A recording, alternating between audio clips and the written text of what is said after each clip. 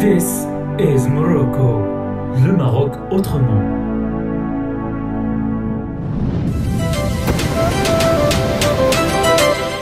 Bonjour tout le monde et bienvenue dans ce nouvel épisode de votre émission This is Morocco.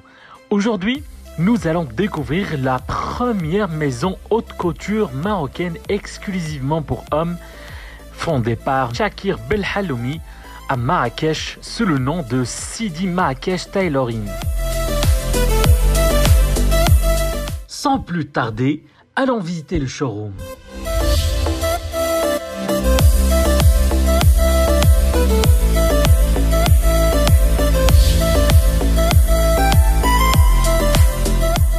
Voilà, bienvenue dans mon showroom.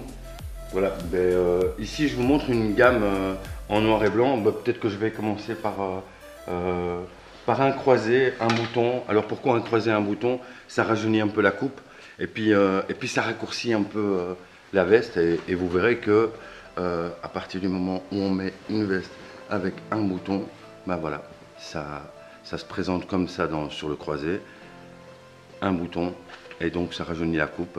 C'est simple, voilà, c'est net, c'est précis, on peut aller en soirée. Alors ici vous avez une gamme de noir et blanc, très sympa. Donc ça c'est un peu plus cérémonie, ça peut être soirée, mais on peut très bien le mettre en détente comme ceci. Et donc ça peut très bien aller avec ce que je porte. On est sur du noir et blanc, et puis après un changement de matière au niveau de la chemise qui est en soie. Et donc voilà, ça se mélange très bien, et puis c'est chic sans devoir commencer à trop surcharger quoi. Donc voilà, plutôt le premier bouton. N'oubliez pas un petit conseil, le deuxième bouton, il faut jamais le fermer, voilà.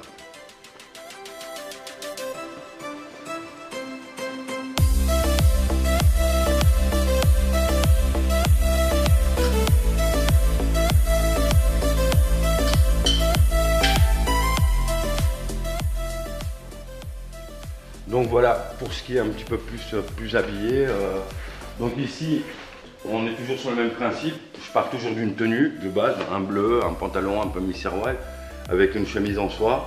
Et vous voyez que on peut directement faire en sorte que ça matche avec un petit teddy comme ça, sympa. Vous voyez.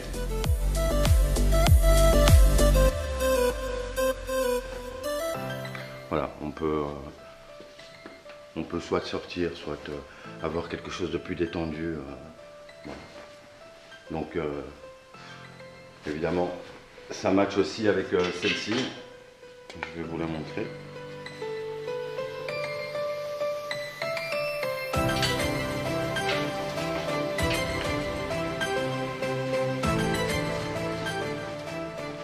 Donc voilà, petit blouson comme ça, très détendu, très léger.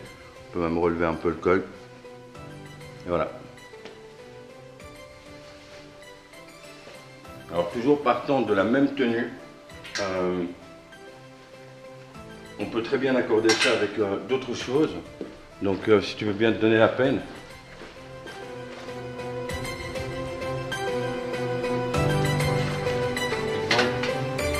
Voilà. Toujours dans des vestes très légères. Celle-ci est en wax, c'est un tissu africain. Et donc voilà, j'ai une veste sans col qui ne se ferme pas, super léger pour une petite soirée détendue, quoi. Voilà, alors suivant le même principe. Donc ça on a dit que c'était du wax. Et puis après vous avez du basin. C'est aussi une autre matière africaine utilisée au Mali. Et donc voilà également une veste très légère. Voilà.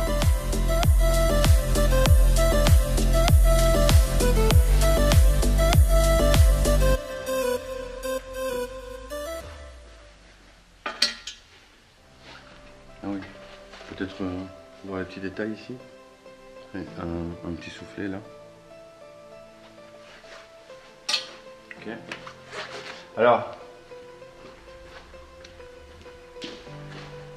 Ici par contre le bas n'ira pas avec la veste, mais voilà. Ça, c'est une veste un peu plus cérémonie.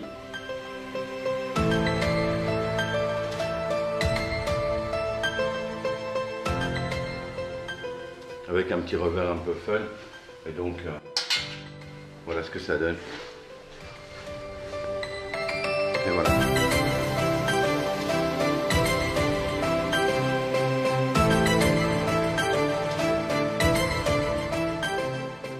Voilà, donc chez CD Tailoring, une de nos spécialités, c'est de pouvoir retoucher un costume en prêt-à-porter.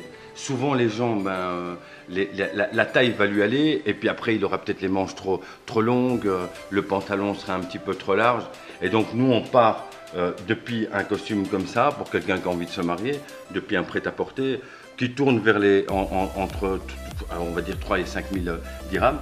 Le truc, c'est qu'on va complètement le retailler sur le client, de façon à ce qu'il puisse être élégant, parce que régler un vêtement, c'est vraiment primordial. On peut avoir le plus beau vêtement du monde si jamais il n'est pas réglé. Voilà. Et donc nous, on va régler au niveau de la taille, on va régler au niveau des épaules, au niveau de la longueur des manches, au niveau de la longueur aussi de la veste. Et puis pareil pour le pantalon, quoi. On va resserrer, etc. Et quelqu'un aura l'impression vraiment d'avoir un vêtement à sa mesure qui sera fait en demi-mesure. Voilà, donc il y a deux pôles, il y a le sur-mesure qui part depuis le départ où on fait le patronage, etc. Et puis il y a de la demi-mesure où on part de la taille la plus proche du client et puis on lui retaille complètement pour qu'il soit complètement équilibré. Her alarm goes off and she gets up to watch the morning news. Doesn't work no more but tells a lot of stories about her youth. Drinks more lately, ain't got pills in many different colors too.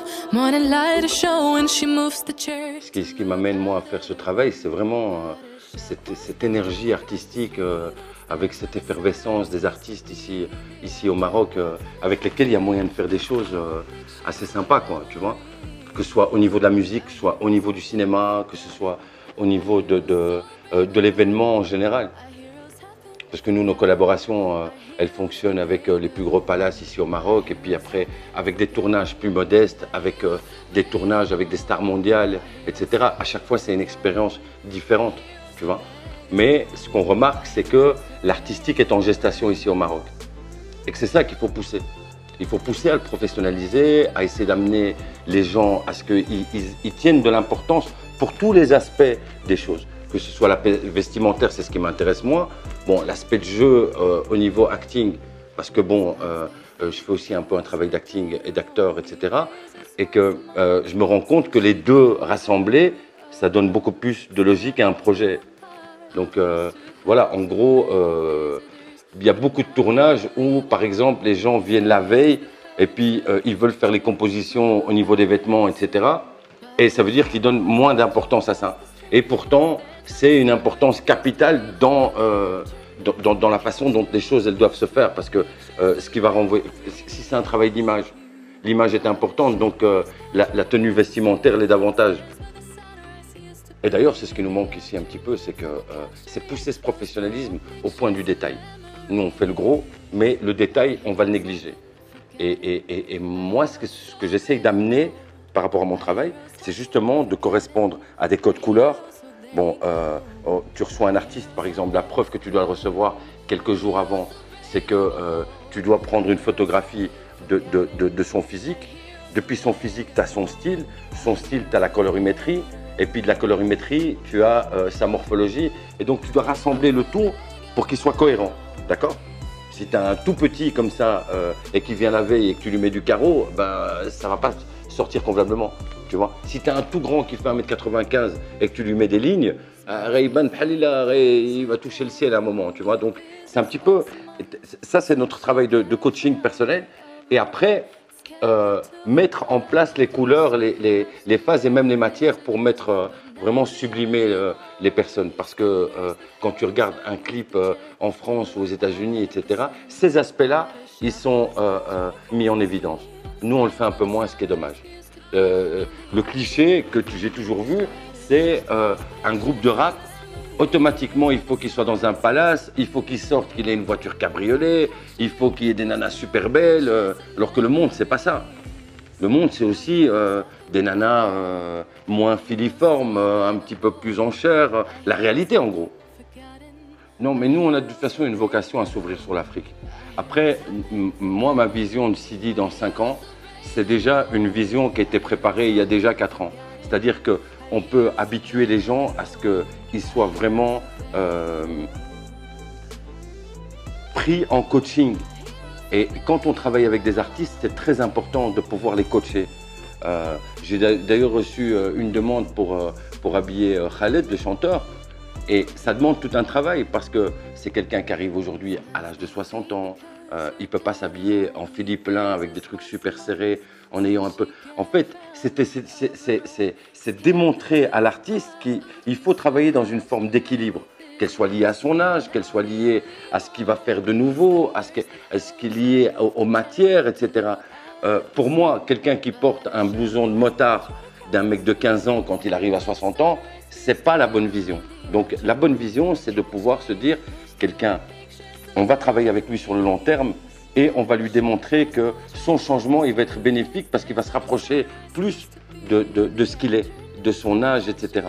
Parce que nous, on a des artistes qui sont des artistes qui ont une notoriété et il y a des choses qui ne vont pas avec, tu comprends? Ils veulent toujours ressembler à Enrique Iglesias, etc. Bon, moi, ce que je dis toujours à un artiste, je lui dis, écoute, sois la pâle copie de toi-même et ne sois pas la fausse copie de quelqu'un d'autre. Tu dois fondre ta personnalité et ça, on va aller le chercher avec lui. Tu comprends? À travers des essayages, à travers des matières, à travers toutes ces choses qui vont faire de lui sa personnalité. J'ouvre la parenthèse pour la refermer vite fait parce que malgré ça, c'est mon enfant, enfin, je l'aime vraiment très profondément. Et c'est surtout la relation qu'ils ont tous les deux, en fait, devant laquelle je suis un peu émerveillé parce que le grand, il le connaît depuis 1 an et pourtant, il a l'impression que c'est son petit frère depuis toujours. Et d'ailleurs, on ira à l'orphelinat de façon à ce que tu vois un petit peu les choses là-bas. J'invite vraiment toutes les personnes qui ont déjà des enfants de ne pas en faire trop et puis de surtout en adopter parce que c'est un bonheur sans nom, quoi. Mais en fait, qu'est-ce qui a réveillé le déclic chez toi? Je ne sais pas si ça a réveillé quelque chose. Je pense que d'abord mes parents avaient déjà adopté et je crois qu'il y a des choses qui se passent par héritage, si tu veux. Et que peut-être que je le savais déjà depuis très longtemps que je prendrais un enfant dans un orphelinat et que c'était juste une question de circonstance en fait. Et donc moi je voulais faire de l'humanitaire avec un ami qui s'appelle Jamal Alaoui, qui a une agence immobilière ici, je ne veux pas la citer pour lui faire un peu de publicité, c'est Mur et Prestige. Et donc un jour je revenais de Casa un mercredi soir et il me dit écoute vendredi matin, donne-moi 2 heures, on va vite aller à l'orphelinat, etc. Et donc on y va. On fait le tour, etc. À un moment, on rentre dans une classe et puis il y a tous les enfants qui sont rassemblés. C'était une classe de petite section. Et il y en avait un, il dormait. Et moi, tout de suite, je me suis dit, c'est lui le patron, quoi. Et puis, parce qu'arriver dans une classe et voir un gars occupé à dormir, mais il dormait profondément. Genre, le gars, il calculait rien. Et puis, je suis revenu le lendemain. Et puis, j'ai refait le tour des classes, etc. Et puis, je l'ai rencontré. Et de ce jour-là, c'est lui qui m'a choisi en fait. Et de ce jour-là, on ne s'est plus jamais lâché en fait. Et je sais pas, il n'y avait rien de prémédité. Et bon, après 8-9 jours où j'allais et je revenais, il y avait l'image de ce petit garçon qui me hantait. Et un jour, j'ai fait une vidéo, je l'ai envoyée à mon fils, le grand, et je lui ai dit, écoute, je suis prêt à le prendre parce qu'il s'est passé quelque chose. Et donc voilà, après, naturellement, les choses se sont faites, quoi. J'ai commencé d'abord par passer des après-midi avec lui parce qu'il avait que 3 ans. Et puis, je l'ai ramené chez moi, il a dormi quelques après-midi. Et puis des week-ends, et puis après des semaines. Et voilà, et après, t'évolues avec lui. Et bon, c'est un enfant extraordinaire, d'une grande intelligence et tout. Et aujourd'hui, il a son petit matériel de golf, il vient jouer avec moi et tout. Il est très marrant, il m'apporte beaucoup de bonheur. Et voilà, quoi. Pour revenir sur les bénévoles, ici tu en as plus de 5 et puis il y en a encore une vingtaine de l'autre côté. Alors tu as un caractère international, par exemple tu as notre ami Hamza qui vient de Chine, hein, Ah oui. d'accord, et qui est prof d'anglais et qui est venu ici, d'ailleurs c'est un anglophone, mais présente-toi Hamza directement. Okay, thank you. My name is Hamza. An English teacher. I teach in China and I came to Morocco for a while, and it's a great chance for me to volunteer here and share my English knowledge with these amazing kids in Dar Bouida. Sinon Pas tout à fait, ça fait 6 mois que je suis arrivée et je viens de France. Principalement, je m'occupe d'apprendre le français aux enfants, mais aussi juste jouer avec eux tous les jours, essayer de les épanouir, les faire sourire. Et puis leur apporter un peu de bonheur et de gaieté. Tu rentres quand en France? Quand l'aéroport sera ouvert. Ça veut dire quand les enfants ils auront 16 ans, d'accord? Donc elle est partie déjà pour un moment, elle s'est habituée. Alors comment tu t'appelles encore? C'est Jamila. Jamila, t'es de Marrakech toi? Ouais, t'es en plein master et tout. Hein. Ouais. Et t'as tout arrêté, t'es venu ici? Oui, en fait j'ai mon projet de fin d'études mais j'ai tout laissé et je suis venue là pour partager avec les gens mon expérience, un peu de mon énergie parce que le travail associatif reste toujours mon centre d'intérêt. Voilà, moi je suis né en France en 78, donc j'ai grandi à partir de 12 ans dans un orphelinat qui s'appelle les Orphelins Apprentis d'Auteuil, où là j'ai connu les chevaux, qui m'ont vraiment apporté beaucoup. Et depuis une quinzaine d'années, je reviens en France, je reviens au Maroc pour créer une association qui s'appelle Association franco-marocaine d'équitation thérapeutique. Ça fait 15 ans. Et là, depuis très peu, j'ai connu M. Hubert et là, je réalise mon rêve, c'est de travailler dans un orphelinat. Bravo. Encore une fois, tu as vu sur l'international, il y a beaucoup de gens qui sont mobilisés. Et voilà, c'est un appel à tout le monde, aux gens du Maroc, aux gens de l'extérieur. Mobilisez-vous, venez passer du temps avec les orphelins ici, faites du bénévolat. En gros, aidez quoi, ça vous fera du bien. Moi, je suis ici, mon but c'est de faire part dans un changement positif pour ma communauté et pour aussi pour un but qui est personnel, c'est pour un but de croissance et d'apprentissage aussi. Et pour bien sûr leur faire plaisir et jouer avec eux, et leur porter du bonheur. Incroyable, incroyable, je suis soufflé, il y en a une trentaine comme ça. C'est des jeunes, ils ont entendu dire qu'il y avait une demande ici pour des enfants qui avaient été abandonnés, des nourrissons pendant le confinement, une trentaine. Et bon, ils ont tous répondu présent, ils se sont sacrifiés, ils dorment dans des bureaux, etc. Moi j'ai déjà vu, et juste pour donner du plaisir et de la chaleur aux enfants. Merci. Merci à vous. Dar Bouida est situé à Tahnaout, près de Marrakech.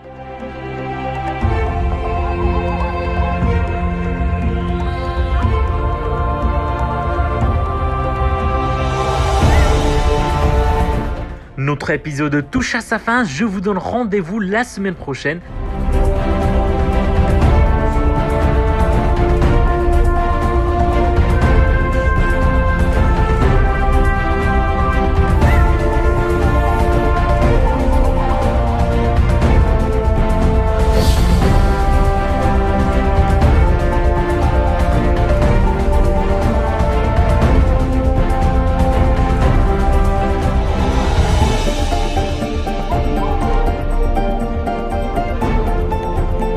This is Morocco. Le Maroc autrement.